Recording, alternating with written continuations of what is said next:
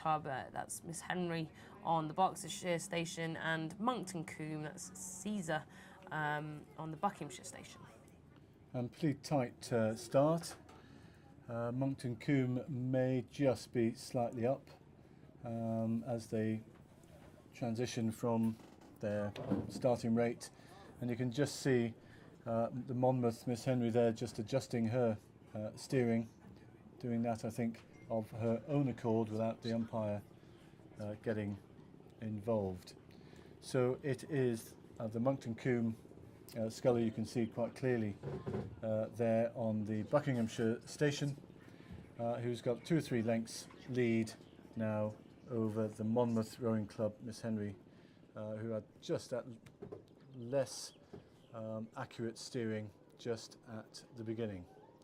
So just coming about 500, well they're at 300 metres now, and certainly the sculler from Monkton Combe just taking control of this. A lovely, Camilla, I don't know if you've sculled or rowed down on that river with Monkton Combe there. It's a lovely stretch of water that they've got. There's a couple of boat clubs that use it there, and beautiful. There's people who train, you mentioned Nottingham training on the home pier point, and we know that Eton are fortunate enough to train at Dorney.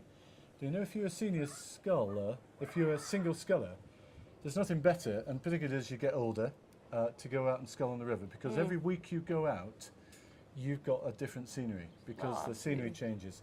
And you know, it's just one of those marvellous sports. It is truly a sport for life. If you come down here on a Sunday and walk your dogs or cycle down here, you've got people of all ages in single sculls going out. And I do know, you know, that there are people in their 80s and 90s that take the single scull out. And I've even been known, I'm in my 50s, I think.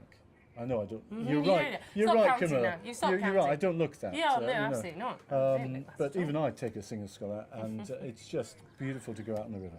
And I think, you know, it's just that feeling of, you know, leaving the boat, especially on a day like today. You know, if you're lucky enough in this country to get weather like this and water like this, it is just absolutely glorious. And you know, I'm not a fan of racing single sculls, I must say, as we were saying earlier, a little bit too lonely for me. But even that sort of makes me jealous of the water and the race that these scullers are having, and especially Henry of Monmouth Rowing Club, who's who's, you know, sort of training a little bit from the sculler from Monkton Combe, but she must still be enjoying the ability to get out on the water and be competing here this weekend. And that there in the picture is the sculler from Monkton Combe. Just sculling away. She competed at the National Schools Regatta. She reached the semi-final, so she's definitely an experienced sculler. And as we said earlier, with those other excellent, outstanding junior scullers competing in other events, this gives people like Olivia Caesar perhaps, you know, a chance. Absolutely. Well, I think that race looks to be pretty set, so we might try and bring you a few sets of results whilst we can in that case.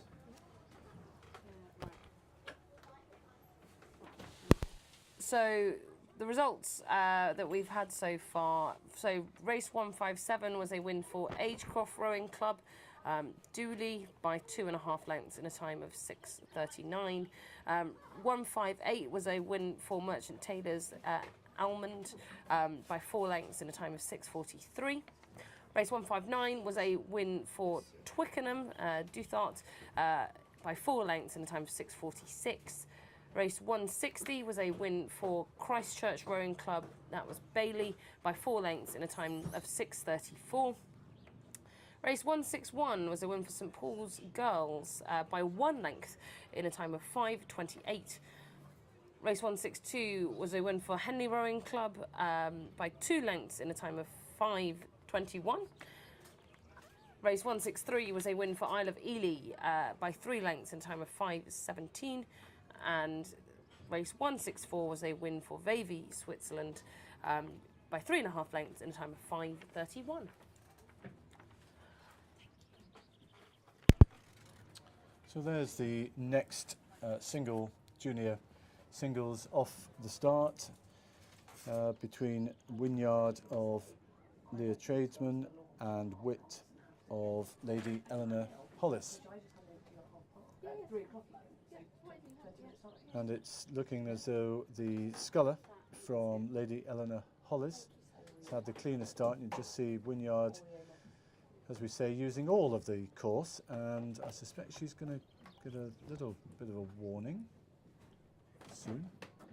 There we go. Now, Miss Wynyard, please. This is exactly what the umpire is saying. He's saying, Miss Wynyard, please, would you move back to your station? And would you do so That's at your a very earliest, kind way of asking. Very earliest kind. convenience? Which she has done, and so well done. Two very different styles here, Camilla. You might want to, in a moment, talk about that. We've got a very upright stance from Lady Eleanor Hollis, very straight back, not as much lean back, as some scullers we've seen. But I was going to say, two very varying styles here, but also not that much between them. In comparison to some of the other races that we've seen, there's only a length that the sculler from Lady Eleanor Hollis actually has. So over the sculler from London Youth Rowing, and I think these very upright single scullers, might have been used to rowing in crew boats, particularly quads, where they have to be very upright to tap it along, but you can afford to get a little bit more length in the single. I think the sculler from Tradesman maybe just sort of a little bit too fast up the slide, perhaps, although keeping that rate high, certainly keeping her in contention, and she's certainly getting out there at the front and really pushing her hands past the pins, and she's got plenty of power. And as it stands at the moment, it is still the sculler from Lady Eleanor Hollis, and actually I'm delighted to see Lady Eleanor Hollis producing a single sculler, because it's very rare that we see the sort of big rowing programmes from these girls' schools producing individual athletes to come and compete in the singles events. So, and she's doing very well as well, which is fantastic to see.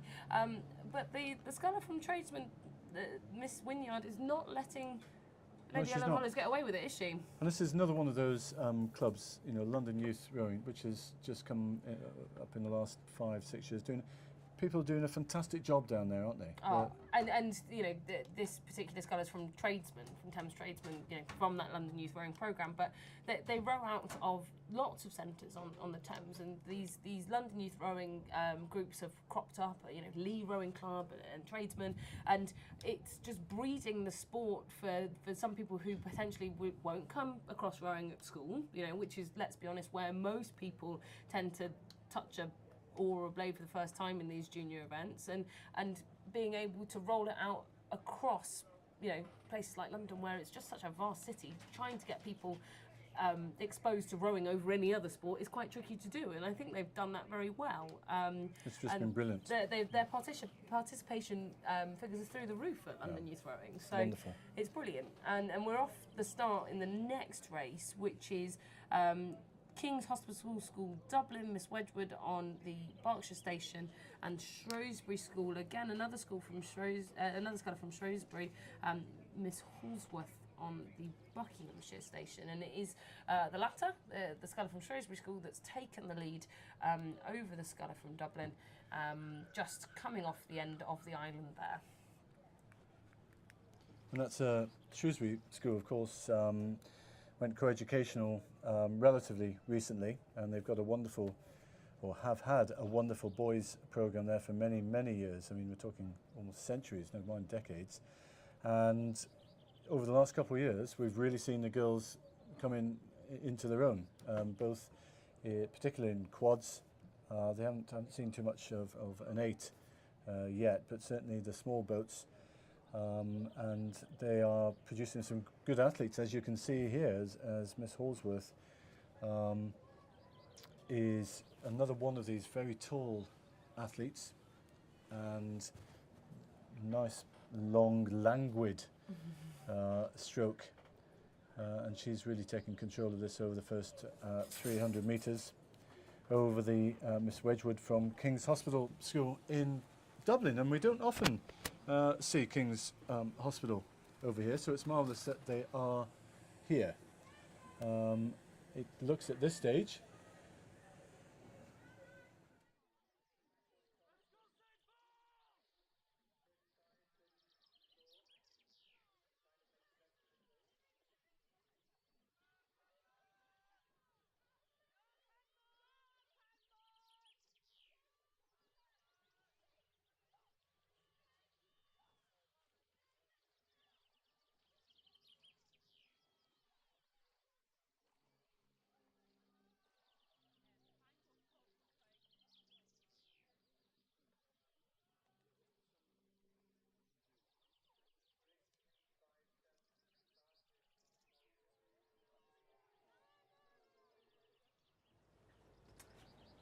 So you're absolutely right. I think the girls' programme at Shrewsbury School is certainly developing and producing some wonderful scullers rather than sweeper athletes.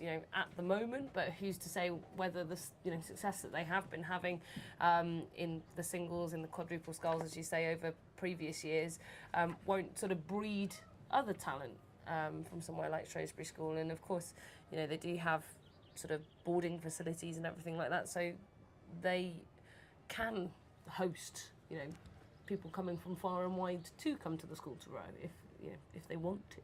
But and they've got one of those things just at the bottom of the school, it's called a river, which is very useful. It's really useful because they don't have to travel anywhere. Now, and I'm sure the pupils at Shrewsbury and certainly the pupils at Shipley, they think that every rowing club and every school is exactly the same, that they have a river at in their the back bottom. garden. Absolutely. And of course, you and I know that this is not true. So the rowers actually have sometimes go miles and miles just to get a training session. But let's face it, it's much handier to have that facility so close by. You don't waste any time getting there. Although it's a bit windy. Yeah, it is a bit of a windy course. So we just pointed out, it's are they on the Avon? I think they are on the Avon. Seven, I think. The Seven, and one of those in the Midlands. And it is quite a windy bit of river, but they host a very fun sort of 500-metre regatta, don't they, in the summer? It was only a couple of weeks ago they had the Shrewsbury Regatta, and there was a huge amount from the school offering racing, and it was a well-attended regatta. Yeah, we're just listening about the Shrewsbury Regatta, which is, I think, held over 2 days. And it was one of those that, unfortunately, the exams got in the way, because it's something that certainly Shipley College Third Eight would have gone to and had a bit of fun there. It's a real fun regatta. Off the start, though, we've got Exeter University Campbell against Broxbourne. Now, the Exeter University sculler is interesting because she did really very well at national schools, just missed out on the medals against those athletes that we've been talking about who are not in this event. So I don't know, perhaps we should be expecting the Exeter University sculler to be one of the favourites, or certainly one of those that we would expect to get to the latter stages. And that is panning out as we look at there, isn't it? Because she is well ahead after about 300 metres. And actually, a very strong-looking sculler.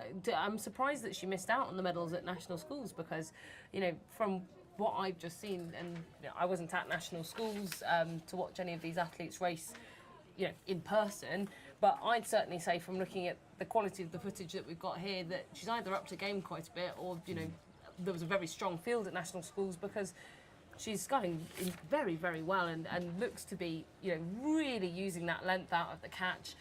Got a really nice drive and carrying that power.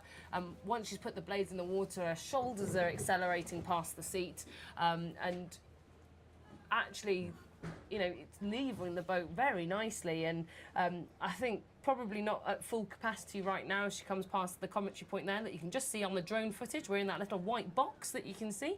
We'll give you a wave.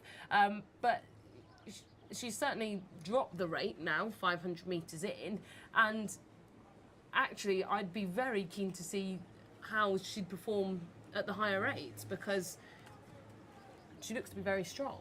And, once you add a bit more rating to that, I think probably one to watch for the latter races. Oh, absolutely. I mean, she's so went past here, so strong, powerful, long, and technically very good as well. And as you can see, they're just going past, or just coming up to the enclosures there with a huge lead already. I mean, she doesn't look as though she's taken the rating down, and she's still pushing down some pretty strong puddles, as you can see from that drone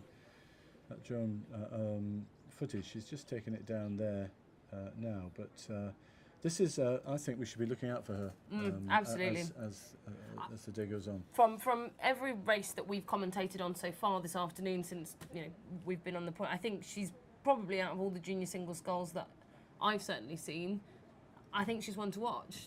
Yeah. Personal opinion. Again, I could be surprised. Could be proved wrong. And again, interesting to see that this is a junior single representing Exeter University. And I suspect, as is often the case with Exeter University, they do take on board some of the more talented juniors from the area, let them train with the university students on that sort of more advanced programme, sometimes with a little bit more volume. And if they are talented and can cope with it, it can produce results like that at junior level. So interesting to see that she's here representing Exeter University. Well, it's. I thought it might be one of those athletes whose cut-off date, is just either side. That's very true. And is a freshman at university, but just a young freshman, but who has now had access, as you rightly say, to that tremendous programme that Exeter University has. And the step up between junior and university training is a big one. It's a huge one to make for a lot of these athletes who are thinking of, a lot of these athletes will be thinking about maybe going to university in the next few years and potentially rowing at university.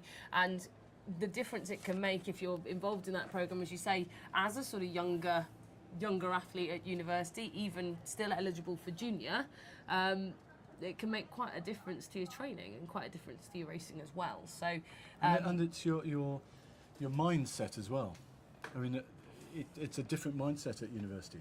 You have to be more independent, and which suits, of course, single scullers who are absolutely incredibly independent. Absolutely.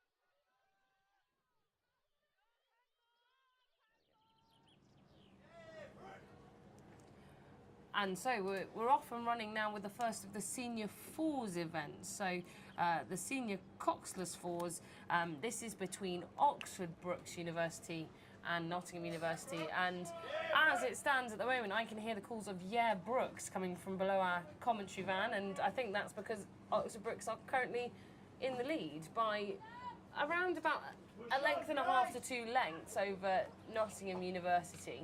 And Oxford Brookes, of course, currently overall British University champions, held that in the sort of overall Victor Ladorum this year at that event. They came out in absolute force in every single event they entered, and on the women's side that was no exception. And actually this group of athletes, I think, came home with quite a lot of silverware and goldware, actually, funnily enough. Actually, I probably should be saying, but Oxford Brookes have a few crews entered across the regatta this weekend. They've also got an 8 in academic 8s as well, I believe, that looks quite strong. But this will be 4 of their senior athletes up against Nottingham University, who again had a really good British University Championships. I know that their lightweight crews entered into senior quads as well, and this will be the other half of their 8 that did extremely well in the academic 8s category, in the intermediate 8s category last British University Championships. You know, these are 2 clubs, university clubs, that have done very well on the British stage, Oxford Brookes in particular. So, And they are dominant, aren't they? They are absolutely dominant. If you look at the men's rowing, they were first, second, and third at Elite Eights at the Met. And the women's squad, of course, at the British University Championships, picked up a silver medal. So just behind Cambridge University, who have a couple of crews entered this weekend. But Oxford Brookes, you know, have gone to the European University Games in Cox's 4 in years gone by. They've won at the British University Championships in Coxed and Cox's 4s as well before. And I suspect this 4 in senior 4s will go on to an interesting semi-final, because if the race that I believe is next, which is Newcastle versus St Andrews, we have a Newcastle crew coming up who's also tipped to make the final. So I would say 2 final quality crews potentially coming up against each other in the next round. And again, I can't predict the result of the next race of Newcastle versus St Andrews, but I know that this Newcastle crew has been gunning to win this event, and they've got a couple of under-23 silver medalists in that crew in that next race up. So they will come up against this Oxford Brookes crew potentially in the next round, which will take place tomorrow at 10:15. So if you want to see this Oxford Brookes crew in the semi-final, which as it stands at the moment, and I won't jinx it because again, this is a coxless boat, might be up against, and Newcastle now coming past us with about a 3/4 of a length lead over the crew from St Andrews, and I must say, brilliant to see St Andrews in a senior event. Absolutely brilliant, and they've changed all their rowing over the last 5 years. I mean, Edinburgh Uni are going to be a force to be reckoned with in the next 5 years, without a shadow of a doubt, and they're coming up soon. But St Andrews have just suddenly come from nowhere. And they're going with them. The whole of the Scottish university scene is being pushed up dramatically by Edinburgh Uni's resurgence, and everyone's clinging on to them and coming up with them. And the quality, St Andrews, I think this crew actually ended up getting, I want to say, a bronze medal, I think, or they were certainly up there in intermediate 4s. So their quality of rowing has gone up dramatically in the last 2 years. And this Newcastle University crew, as I've already mentioned, there's 2 under-23 silver medalists in there from the last 3 years. And actually Nicole and Emily, who Nicole's in the Lamb in the 3 seat and Emily Ford in the bow seat there, multiple medalists at under-23 level in the 8. So this crew should be world, is 50% world class at this level. Yeah, and if we'd have been calling this before the actual race started, we wouldn't have had them going past our commentary points with overlap. Yeah. Yeah. Oh, absolutely so, not. Absolutely brilliant. It's lovely. It's great to see the Scots universities really coming to be a force again. Mm-hmm. Absolutely wonderful. And actually, it now looks as if Newcastle's managed to get a sort of hold on the race and are starting to press out. And I think they're just keeping it nice and relaxed. I think they'll know they've got a tough race coming up tomorrow. And if St Andrews obviously have gone off the blocks to stay with them for 500 metres, they'll have had to have raced pretty hard to 500 metres. So I think the priority for Newcastle now is saving some energy before they go up to face that very strong Oxford Brookes crew that we've just seen in the previous heat. And that tomorrow, for me, is the final. And whoever comes out of that semi-final tomorrow, out of Newcastle and Oxford Brookes, I think will go on to win this category. But again, there's a very strong Edinburgh University crew coming up. There's a very strong Imperial College crew coming up as well on the other side of the draw, who I think pretty unknown quantities against these crews. You know, Nicole Lamb's come into that 3 seat. She's not a university student at Newcastle anymore. She was. She's now studying medicine at Sheffield, but has come back to race with Newcastle for this Senior 4s event because it's not you don't need to be university eligible, and has brought a little bit more speed to them. Edinburgh University, again, very strong at the British University Championships, and Imperial College, they won't be students anymore, a lot of them. That'll all be the guys who are training, and there they are on the start, actually, with talk of Imperial College, who train